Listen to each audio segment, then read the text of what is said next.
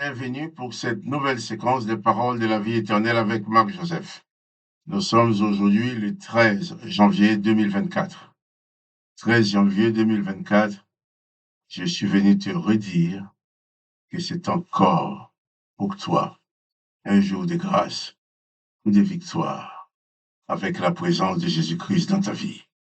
N'oublie pas que Jésus-Christ a dit qu'il est avec toi tous les jours jusqu'à la fin du monde. Alors, pas de panique, tu n'es jamais tout seul. Jésus-Christ est avec toi. Il dirige, il conduit ta vie, il maîtrise chaque événement de ta vie. Je ne connais pas les gens que tu vas rencontrer aujourd'hui. Je ne connais pas les événements que tu vas vivre. Je ne connais même pas les oppositions peut-être que tu vas avoir affrontées. Mais je connais une chose, c'est que Jésus-Christ a dit qu'il est avec toi tous les jours jusqu'à la fin du monde. Alors je suis venu te le dire et te dire, pas de panique, pas de terreur, pas de déprime, pas de découragement, quelles que soient les circonstances. Élève ton âme à Dieu au travers de Jésus-Christ, élève ton âme à Dieu dans le nom de Jésus-Christ et sois fort. Affronte ta peur, libère-toi de toute forme de peur, de terreur, affronte les événements avec la puissance de Jésus-Christ qui est en toi. Tu n'es pas seul. Jésus a promis d'être avec toi, il est là avec toi. Ça, il ne faut pas l'oublier. Je te dis, pas de panique, parce que Jésus-Christ est là avec toi. Autant que Jésus-Christ est présent dans ta vie, tout est encore possible. Là, Jésus-Christ dit, rien n'est impossible à celui qui croit en lui. Il a même dit à la sœur de Lazare qui était mort, quand Jésus disait à cette sœur que son frère allait ressusciter, eh bien, elle avait du mal à croire. Je lui ai dit, écoute, si tu crois, tu verras la gloire de Dieu. Tu peux voir la gloire de Dieu se manifester dans ta vie en croyant en Jésus-Christ, en réalisant pleinement que Jésus-Christ est réellement avec toi tous les jours jusqu'à la fin du monde et te libérer de toute forme de peur et vivre ta vie dans la paix que donne le Seigneur Jésus-Christ. Et le Seigneur Jésus-Christ a dit que nous pouvons prier. Toi, tu peux prier. Il a dit que tout ce que tu demandes au Père en son nom, il le fera, afin que le nom du Père soit glorifié. Alors, moi, avant de lire l'Évangile avec toi, je vais prier avec toi. Bien sûr, je ne connais pas ta situation particulière, tes besoins particuliers, je ne les connais pas. Mais Dieu les connaît. Je vais seulement prier. Toi, prie avec moi. Tandis que je prie, toi aussi, élève ton âme et expose ta situation personnelle. Et tu verras que Dieu va agir, je le crois, car il ne veut pas t'abandonner. Je veux que le nom de Dieu, le nom de Jésus-Christ soit chaque jour glorifié dans ta vie, parce que tu vas recevoir ces bienfaits. Prions ensemble. Père, dans le nom de Jésus-Christ, je te prie pour cet homme, pour cette femme, pour cette sœur, pour ce frère qui regarde cette vidéo et qui prie avec moi. J'implore ta bénédiction sur sa vie, j'implore ta paix dans son cœur et dans le nom de Jésus-Christ. Il est malade dans son corps, eh bien je prononce la guérison dans le nom de Jésus.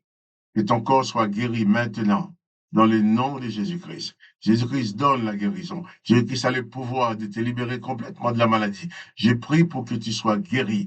Et dans le nom de Jésus-Christ, j'ordonne que ton corps manifeste une bonne santé maintenant. Que la maladie, les microbes, quelle que soit la forme de maladie, que cela disparaisse, que ton corps soit purifié maintenant dans le nom de Jésus-Christ. Crois-le avec moi, la puissance de Dieu te libère maintenant. Je crois à la toute-puissance de Jésus-Christ pour te libérer de tout mal. Seigneur, merci, parce que c'est toi qui libères ma sœur, c'est toi qui libères mon frère, c'est toi qui guéris son corps, c'est toi qui guéris son âme, et c'est toi qui apportes solution à tous ces problèmes. Et quel que soit le problème que tu as dans ta vie, je proclame la solution dans le nom de Jésus-Christ. Jésus-Christ est ta solution. Alors, papa, merci de bénir mes bien-aimés, de faire du bien à leur corps, leur âme et leur esprit, et que ta paix s'installe dans chacune des vies, je t'en supplie, dans le nom du Seigneur Jésus-Christ. Merci parce que tu réponds à ma prière. que je t'adresse dans le nom de Jésus-Christ. Amen. Amen. C'est important de pouvoir prier, d'exposer nos situations à Dieu. Dieu les connaît déjà, mais quand on va lui parler de nos problèmes, ça fait grandir notre foi. Ça met en route ce processus spirituel dans nos cœurs pour nous préparer à recevoir ce que Dieu nous donne. Surtout Jésus-Christ a dit que tout ce que tu demanderas au Père en mon nom, je le ferai, afin que le nom du Père soit glorifié. Alors, que le nom du Père soit glorifié, que le nom de Jésus soit glorifié, mais que toi aussi tu sois béni. Je vais lire avec toi maintenant, toujours dans l'évangile de Jean, chapitre 5. Nous avons lu hier Jésus qui dit qu'il est venu faire la volonté du Père. Il n'est pas venu faire sa propre volonté, mais la volonté du Père. Et je disais que dans Jean chapitre 6, nous lirons ça un de ces jours, où Jésus a dit, mais la volonté de mon Père, c'est que tu sois sauvé. La volonté du Père, c'est que tu sois sauvé, que tu sois guéri, que tu sois libre. Et nous allons continuer la lecture. Cette fois-ci, je lis le verset 31. Jean 5, verset 31. Jésus dit, si c'est moi qui rends témoignage de moi-même, mon témoignage n'est pas vrai. Mais il y en a un autre qui rend témoignage de moi, et je sais que le témoignage qu'il rend de moi est vrai. Vous avez envoyé vers Jean, et il a rendu témoignage à la vérité. Pour moi, ce n'est pas d'un homme que je reçois le témoignage, mais je dis ceci afin que vous soyez sauvés. Les gens avaient du mal à croire en Jésus. Les chefs religieux de l'époque avaient envoyé des gens vers Jean-Baptiste pour demander qui est ce Jésus. Et Jean lui-même avait rendu témoignage en disant, voici l'agneau de Dieu qui ôte le péché du monde. Jean leur a dit, eh bien, c'est bien celui dont j'ai parlé quand je disais, je ne suis pas digne de défaire les lacets de ses chaussures. Il est venu, mais il est plus grand que moi. Je l'ai baptisé, mais il est plus grand que moi. Et Jésus dit, non seulement lui, il rend témoignage de lui-même, mais ce n'est pas que son témoignage. Il y a Jean qui rend témoignage. Il y a aussi surtout la foi du Père.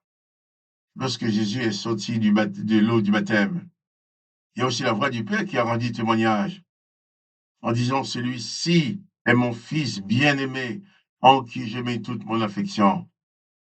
C'est le fils bien-aimé du Père qui nous a envoyés. Nous n'avons pas besoin que quelqu'un vienne insister auprès de nous pour dire que Jésus-Christ est le Fils du Père, puisque le Père lui-même a rendu témoignage. Et Jésus dit bien, non seulement lui rend témoignage de lui-même, mais il dit à un autre, sa voix Jean-Baptiste, qui rend témoignage de Jésus. Le Père aussi, qui rend témoignage de Jésus. Et Jésus dit, il y en a un autre qui rend témoignage de moi, et je sais que le témoignage qu'il rend de moi est vrai. Vous avez envoyé vers Jean, et il a rendu témoignage à la vérité.